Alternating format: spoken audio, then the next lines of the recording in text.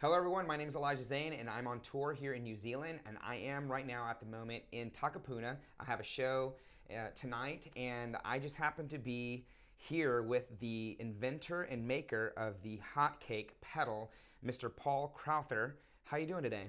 Pretty well, thanks. Yeah, had a Yeah. busy day, but yeah, it's over. It's done. Yeah. So you're ready to enjoy the weekend, right? Yeah. Great. Well, I wanted to ask you some questions about the pedal, and I wanted to first start by asking what inspired you to make the hot cake? Tell me about how it all got started. Well, I started making things like fuzz boxes when I was quite young, for a bit of fun. And I was always intrigued by distortion. I was into key synthesizers and everything, and that kind of thing as well. But just distortion was always interesting. And I had this idea, I was in England at the time, in the UK, and just to make, I thought if I made an amplifier that had a clean response, but then when it was overdriven, the response would fall away. So it would kind of melt.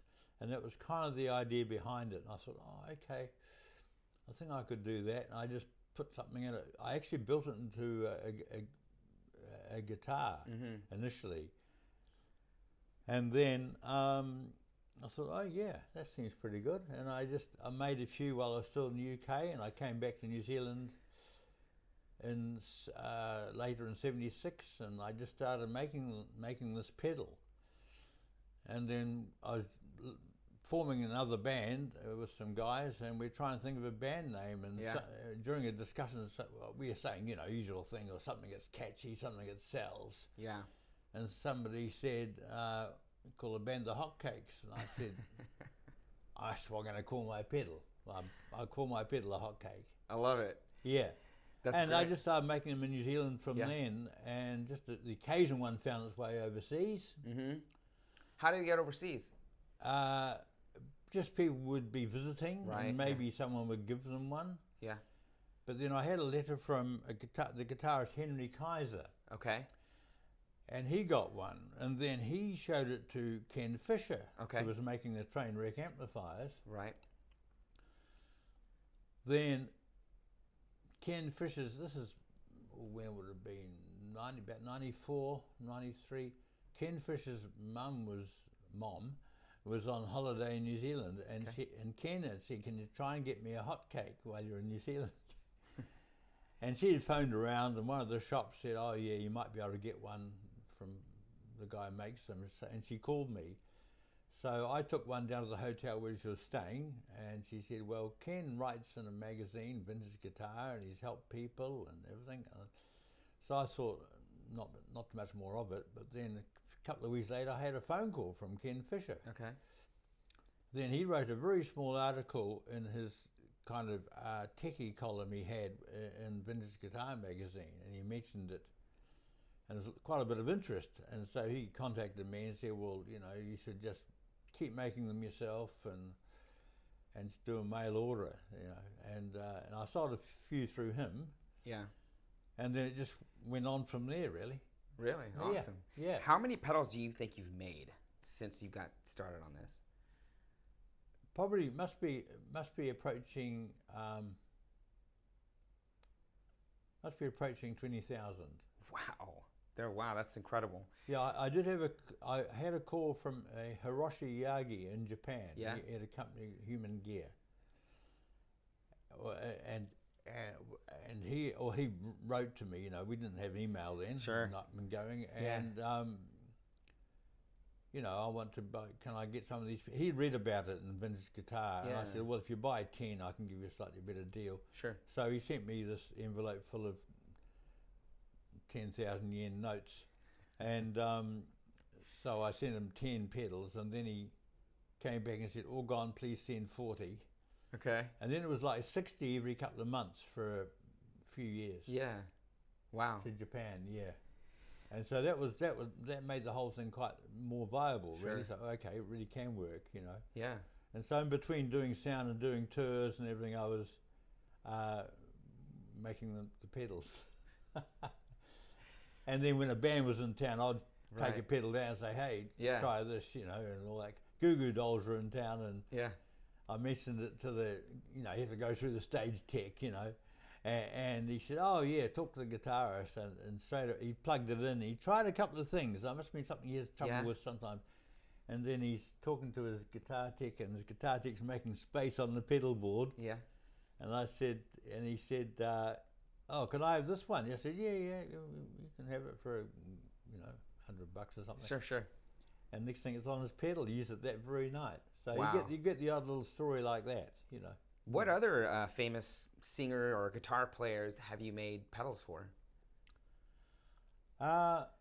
Famous. Well, our Neil Finn from Split Ends, they were rehearsing, and he had a pedal, a Chandler pedal, I think, of some sort, and he asked if I could fix it, but everything was gummed up and was quite heavy pitch, and it was just transistors. So I said, well, try this in the meantime. I try and sort it out, and that was a hot cake, and he still got the same one. Wow. That was about early 80s. Okay. Yeah. And then I heard Mark Knopfler got one. Somebody sent me a photo. The Guy Fletcher, his keyboard, and I think he plays guitar too. His keyboard player was doing a kind of a photo essay of their tour. And somewhere like Gothenburg or something, and he had some pictures from around the stage, and he saw a microphone stand with just one hotcake sitting at the bottom of it. And I thought, my goodness.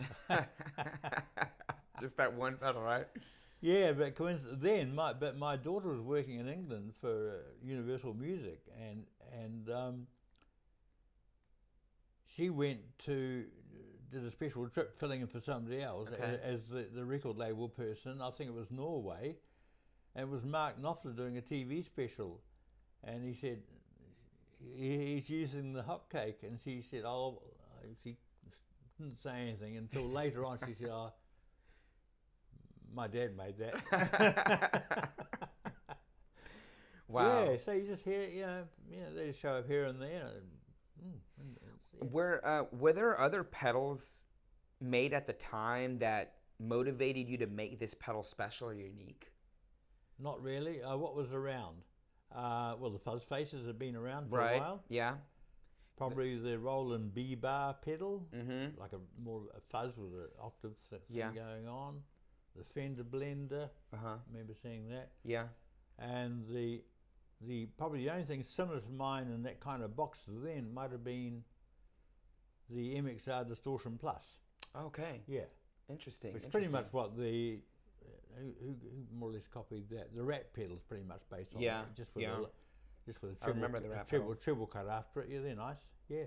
Yeah. Would you mind giving us a rundown of like the different controls and how they all can enhance someone's guitar tone? Oh yeah. Okay. All right. Yeah. Well, here we go. Well, when I ship them, they go out like that. Yeah. So both these switches are down, and that's the American way. They're right. That's off. Right. And if you switch it on, right, with those lights set to that setting, you'll hear no change. Right. Okay. Then as you increase this one for a kind of a broad mid boost. Right. That's like the presence knob. Kind of a presence. Yeah. I call it presence. Kind of a guitar type presence. Right. I guess. Gotcha. And then as you increase the gain, it starts breaking up depending on whether you're playing a humbucker pickup. It might be about here or a single coil. Okay. And then you need to pull this back. Gotcha. To get the right kind of level match. Yeah. Or if you leave that right down, if you increase from here, you can get quite a clean boost. Okay. And then a clean boost plus a bit of a tone boost. Oh, okay. Yeah. And some people use that just to push whatever's following it, but so it's like a buffer. Right. So when it's switched off, right, it's still a buffer. Okay. Yeah. Because the way I made the first one, all I had was a single on-off switch in the UK. Yeah. And I thought, oh, well, I'll make the circuit. So I just switch with a single switch to ground, and that livens up the circuit and goes from a buffer into a hotcake. And that worked well, actually, so I just left it that way. Although now I use, because I've got the LED, right, but the switch actually triggers over a little relay. I got fed up with foot switches playing up or being too expensive. So I got these ones, and I use a little relay with gold-plated contacts for the switching, so it makes it super reliable. Excellent. Very few problems. Right, yeah, for sure. Yeah. So I don't want them all coming back. Right, yeah, of course, right. So stay out there. So Yeah, tell me yeah. about the switches here on top. You got a switch over here on this side and a switch Yeah. on that side. Yeah, well, that I started doing a version called XLF, Extended Low Frequency, very Okay. simple change. Yeah. It's only for bass players. So a few bass players started using them, and I thought, oh, hang on, you're going to lose a little bit of low end. So, because I trimmed the low end for guitar. So I made that version, then I had an internal switch, and I thought, the internal switches started getting quite expensive, and I thought, well, hang on, I can get toggle switches for that. So, and they're on the outside, so you can try them. Yeah. So that's the extended low frequency. Maybe if you're a 7-string player with a Killed by Death stack, you might want to use that too. And this one, I made a version called a Bluesberry version. Okay. Slightly less edgy distortion just at the onset, that where you sort of breaks into distortion. Right, right. You know, that kind of threshold thing, what happens there, you know. And this, so I made the Bluesberry version. Okay. Then I made that switchable. Now I've changed that again, I've called it Plus Cream. A slightly softer sound.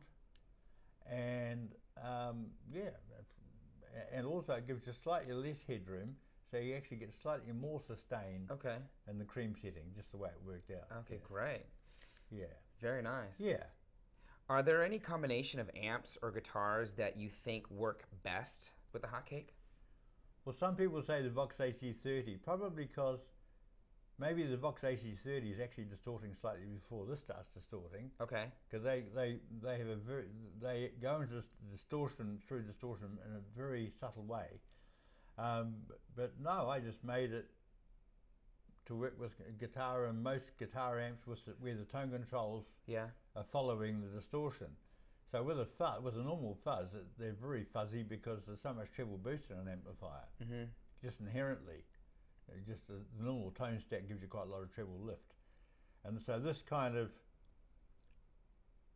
leaves the guitar sound flat, but very quietly boosts the top end in there before it hits distortion and so on, and so it handles chords quite well.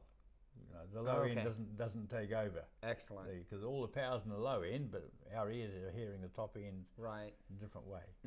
Yeah. How has the pedal evolved over time? Like, has there been any improvements or changes, like, for the most part, or? No, basically the same circuit, except for the extended low frequency, the Bluesberry now, the cream setting. Yeah. And just adding a light. Okay. That wasn't on there. Adding a DC socket. That wasn't there originally. Yeah. Adding the relay, gold-plated contact relay. Anything to make it just more reliable, and maybe ways to make it better to build. Yeah. But apart from that, it's fundamentally the same. And how can viewers learn more about where to buy their own Hotcake? Like, how can people get a hold of their own? Like, if you're in New Zealand or in Auckland, or maybe if you're in the United States or anywhere else in the world, like, where can people learn more about where to get their own? You just Google. Google. Well, in New Zealand, the main music shops normally have them. Yeah, like Rock Shop has them, right? Yeah, they get a few now and again. Yeah, I think they get a few requests for them and feel pressured. Yeah, sure. Cool, but you can buy them online somewhere? Like, people have them online for sale? Yeah, well... Because I went on Reverb.com, and it's August 2022. No one had one for sale. So it looks like people, like, kind of hang on to them. They don't want to get rid of them. No, you don't see too many coming up secondhand. No, you really don't. In fact, I've had a request just recently from a gentleman in Australia, and he wants to get one for his son who's turning 21. Okay. He's got one that dates back to about 97. Okay. He has the new one himself. His son loves using the old one. Oh. Can I make him an old one? So. Why do you think his son likes to use the old one? Oh, I don't know. Oh, you know, it's just older pedals. They just sound different, you know? Well, that's what people think. And I was looking around the workshop and I found an empty box of an older version with the right writing on. I can build the old version into this, because and that's with rather than the variable control. Right. For the old mid-lift switch. Just a click, click. Oh, okay. And this is simply a balance between those two settings. Oh, I like that. Sure. And also, yeah, there was one band in New Zealand who kept jumping on the pedals and breaking the wee switch. So I said, well, okay, I'll put a pot in there then. Right. But the switch, I think people think is doing slightly more because it's snapping over from one sound to the other. And this is like, oh, it's getting there, it's getting there. And some people don't hear much difference. And then somebody says, I normally run my presence control just above 12 o'clock. I'm going, oh, okay, fine, whatever. Yeah. So originally there's no tone control on them, it's just two knobs. Then I added the mid-lift switch, and then later that changed to a variable control. Yeah. Do you ever hear about people using this pedal with other drive pedals? Like, oh yeah. What kind of other pedals do people use this with? Oh, they might put it often before something else, like before something like a tube screamer, just so they can just step it up the next level by pushing it just a little bit from this. Right. Even just using this just to push their Marshall a little bit harder. We had one band through, I've forgotten who it was now. They wanted some newer 2-channel Marshall, and it wasn't available, so the production manager asked if he could get to try these. Immediately they had gaffer tape all over them hiding the secret. And then they went to Australia and somebody said, oh, you've got a hotgate. Yeah, someone knew it, yeah, for sure. Yeah, so, and I do make a double version of it. Oh yeah, tell us about that. The double one is, it's this version followed by the old standard version. And then, so you can use them both independently. Right. But if you switch, and this is like on the A side, and the new version on the B side. Okay. And then if you switch them both on, the controls on the A side all drop out of the picture completely. They're not doing anything, and there's a separate drive control. Gotcha. Yeah. So you could have this one, so the A side, like full out distortion. Yeah. And then turn them both on and actually have a cleaner sound. Cool. But different. The different cleaner sound, yeah. Or you can use the B one as your main distortion, the A one for whatever you want to use it for, clean boost or full, and then switch them both on, and the A one's just pushing B a bit more, and with extra free presence added. Right. Yeah. Okay. Very nice. Yeah. Very nice. Yeah, it's pretty cool. So tonight I have a show. I'm going to be playing in a 1957 Les Paul Gold Top reissue. Cool. I'll probably be playing through a little DeVille. What kind of settings do you think would be good for me to have it set at? You know, if I'm going to have like full-on volume for leads, but if I roll back, there'll be a good distortion. If you want to control from your guitar. Yeah, yeah. Well, just start there. Okay. And, well, maybe set your guitar to your lead setting if you're doing it all from your guitar, which is great, isn't it? And and then bring this up to where you want it. Right. Okay. And adjust that to where you want it, and then back the guitar off again. Right, exactly. Just that. And then maybe you might want to add a bit of this. Sure. A bit of present boost, but if you already got your tone, right, and you're happy with your sound. Normally, if you're happy with your sound, clean sound, right, you know, don't think about I'm using that pedal. Just say it's the clean sound I like. This will probably just do the job. Yeah, because I usually will start off with clean and just have it set. Yeah. And then, but if I needed a dirty tone for rhythm distortion, but I needed something like to full on do a guitar lead, I'll kind of like use something like this. Or yeah, well, in the venue you're in tonight, you need somewhere you can play loud music quietly. It's true. Yeah, for sure. Yeah. I met Jim Marshall once, and I said, I've got a box that lets you play loud music quietly. And he says, oh, yes. Well, awesome. Cool. Well, thank you so much for like spending time with me and, you know, telling me about the hot cake. I've seen this pedal on many boards for many years. And I've heard it a few times, and I thought, oh, that's kind of cool. Yeah, you know, I didn't realize that you were the guy who made them when we were on stage playing together at the Paia Jazz and Blues Festival. Yeah, he told me to play a drum solo, and I went and did something ridiculous, and then he very kindly played one for me. He went, bang! I thought, oh, yeah, okay, we're back. Next time I'm asked to do a drum solo, I'm going to start just carrying on playing a shuffle. And maybe add to it a little bit. That'll do. That's a solo. Yes, that'll do. Yeah. Well, Paul, thank you so much for visiting with me, and it's been such a delight hanging out with you and learning more about this pedal. I'm just so glad to finally get my hands on one. So thank you so much. Yeah, it was good to meet you too, man. All right, great. Likewise. Thanks, guys, for checking it out. Okay. Check out Hotcakes online and learn more about Paul Crowther just by Googling him.